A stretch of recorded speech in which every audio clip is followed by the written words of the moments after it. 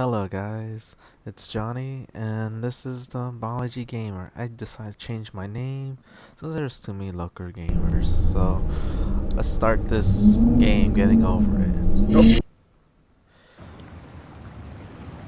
This was supposed to be a joke since my brother got me this game.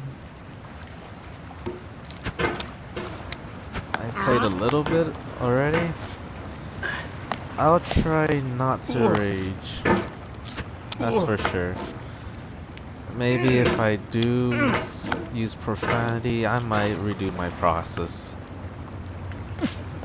And I still suck at this game.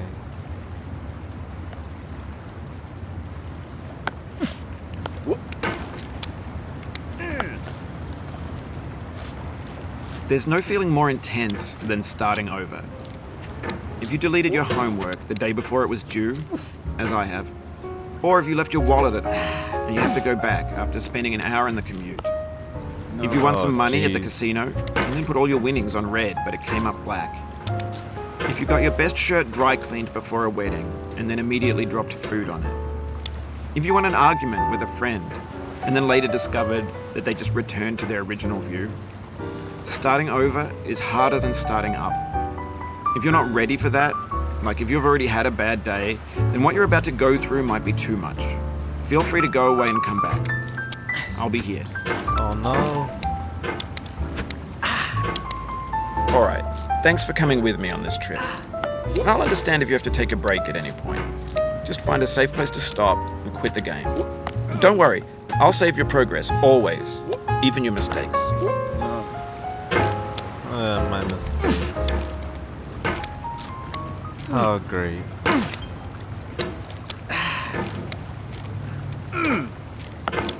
Nope.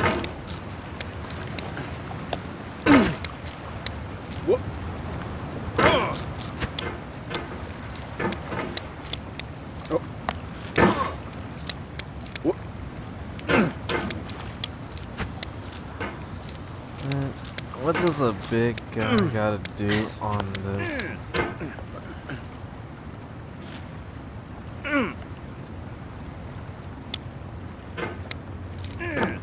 This game is a homage to a free game that came out in 2002, titled Sexy Hiking. The author of that game was Jazuo, a mysterious Czech designer who was known at the time as the father of B games. And B games are rough assemblages of found objects. Designers slap them together very quickly and freely, and they're often too rough and unfriendly to gain much of a following. They're built more for the joy of building them than as polished products. In a certain way, Sexy Hiking is the perfect embodiment of a B game. It's built almost entirely out of found and recycled parts, and it's one of the most unusual and unfriendly games of its time. In it, your task is simply to drag yourself up a mountain with a hammer. And that act of climbing, in the digital world or in real life, has certain essential properties that give the game its flavor. No amount of forward progress is guaranteed. Some cliffs are too sheer or too slippery, and the player is constantly, unremittingly in danger of falling and losing everything. Oh, jeez. Anyway, when you start Sexy Hiking, you're standing next to this dead tree that blocks the way to the entire rest of the game. It might take you an hour to get over that tree, and a lot of people never got past it. You prod and you poke at it, exploring the limits of your reach and your strength, trying to find a way up and over. And there's a sense of truth in that lack of compromise.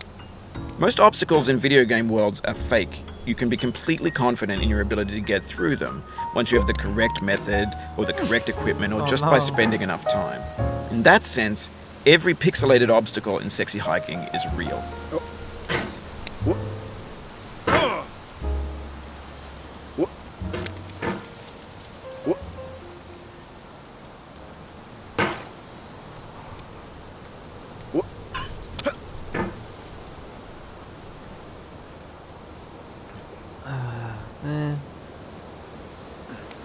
The obstacles in Sexy Hiking are unyielding, and that makes the game uniquely frustrating. But I'm not sure Jazuo intended to make a frustrating game. The frustration is just essential to the act of climbing, and it's authentic to the process of building a game about climbing. Hold up. I wanna do this. A funny for thing an happened to hour, me as I just was so building hit this the mountain. timer. I'd have an idea for a new Oh, obstacle, and I'd went build like it, test it, idea and it would usually turn out to be unreasonably in hard. this game for several hours. But I couldn't without bring myself to realizing. make it easier. It already felt like my inability to get past a new obstacle was my fault as a player rather than as a builder. Oh, Imaginary mountains build themselves from our efforts to climb them, and it's our repeated attempts to reach the summit that turns those mountains into something real.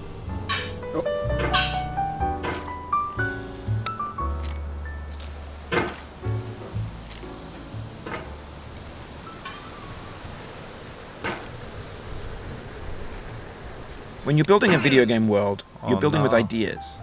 And that can be like working with quickset cement. You mold your ideas into a certain shape that can be played with, and in the process of playing with them, they begin to harden and set until they're immutable, like rock. And at that point, you can't change the world, not without breaking it into pieces and starting fresh with new ideas.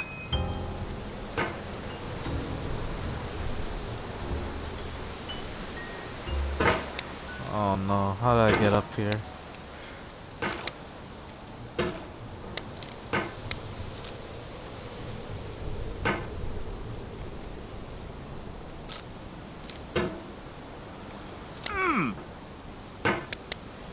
Oh my god.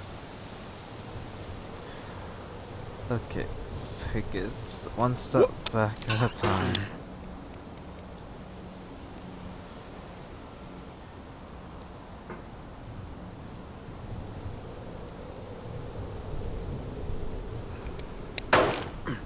Oh no.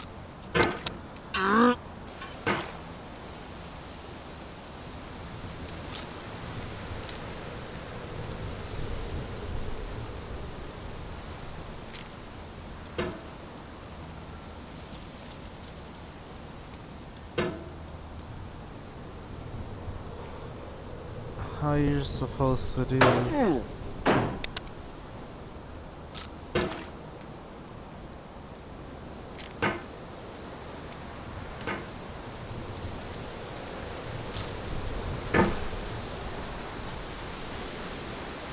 Go in. Okay.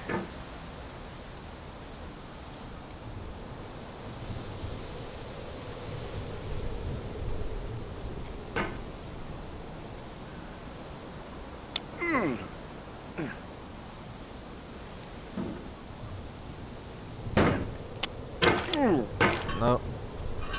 That's not the way.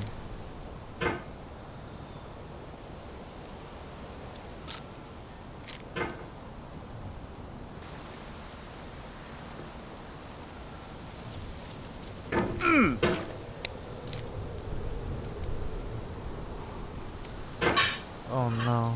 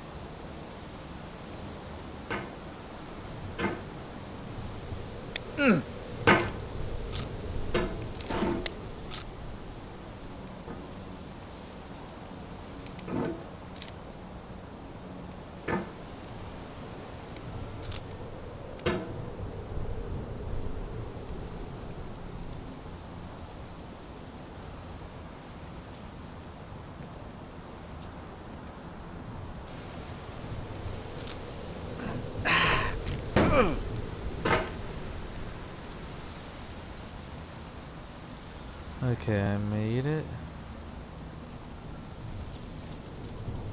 Kind of.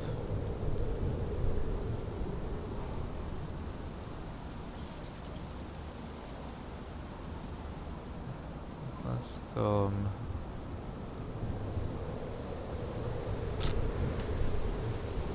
Right. Right to go left.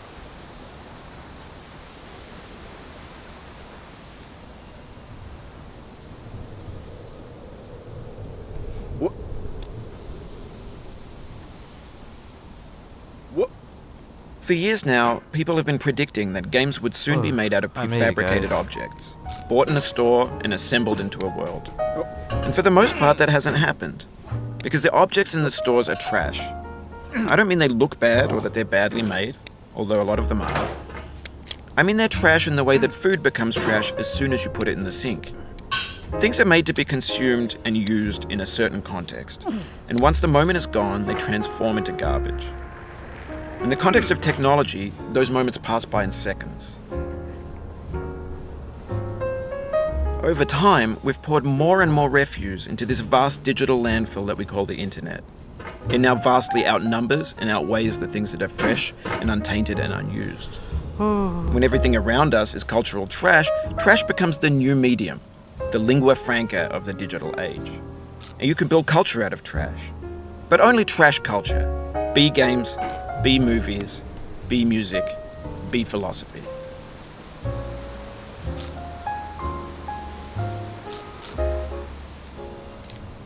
Right?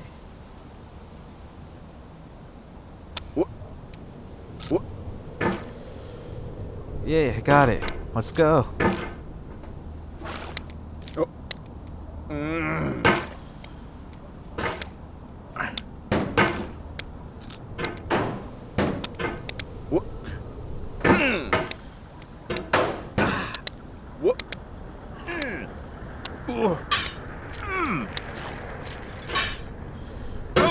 Oh no.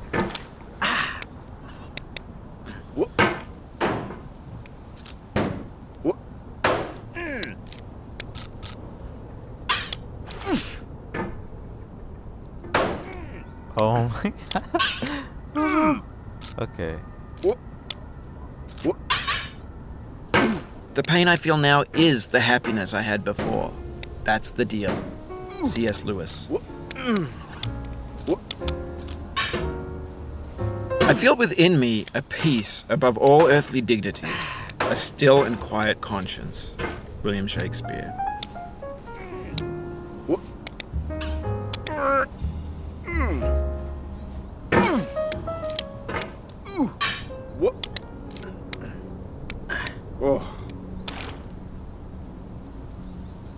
Okay.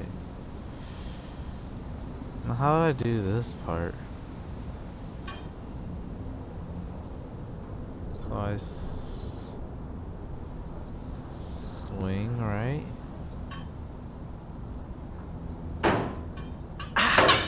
Oh. This is not scary. Maybe this is what digital culture is. A monstrous mountain of trash, the ash heap of creativity's fountain. A landfill with everything we ever thought of in it. Grand, infinite, and unsorted.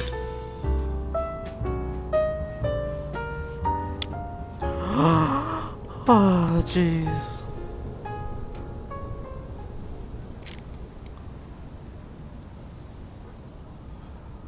I had a heart attack.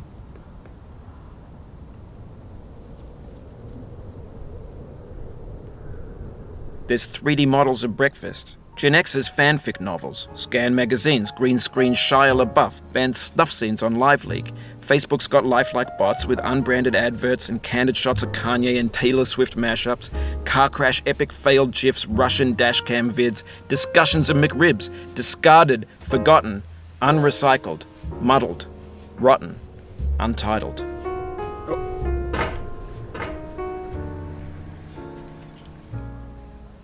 Okay. Everything's fresh for about 6 seconds, until some newer thing beckons, and we hit refresh.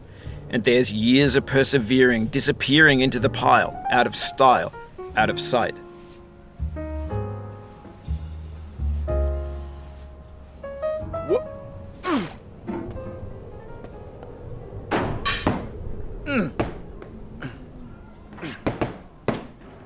You cannot now believe that you will ever feel better. But this is not true. You're sure to be happy again, and knowing this, truly believing it, will make you less miserable now. Abraham Lincoln.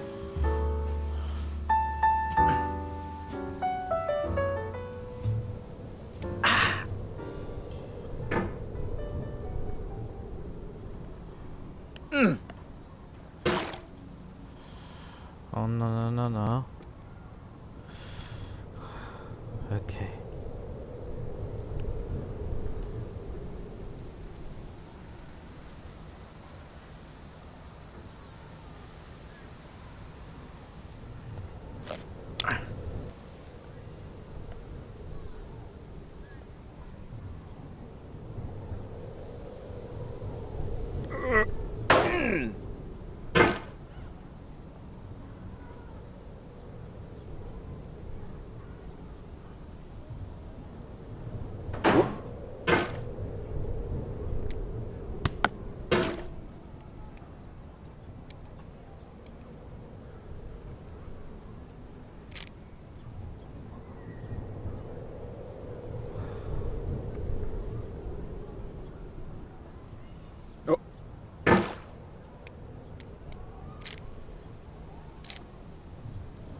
Seems like a bad idea to jump from there.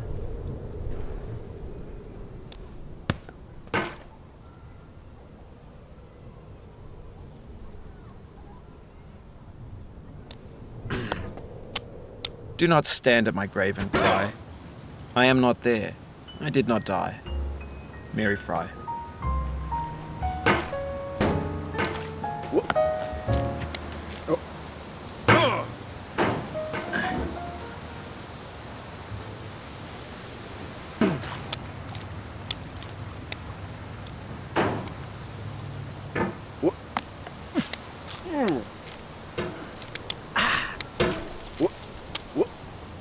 Life is a mosaic of pleasure and pain. Grief is an interval between two moments of joy. Peace is the interlude between two wars. You have no rose without a thorn. The diligent picker will avoid the pricks and gather the flower. Satya Sai Baba.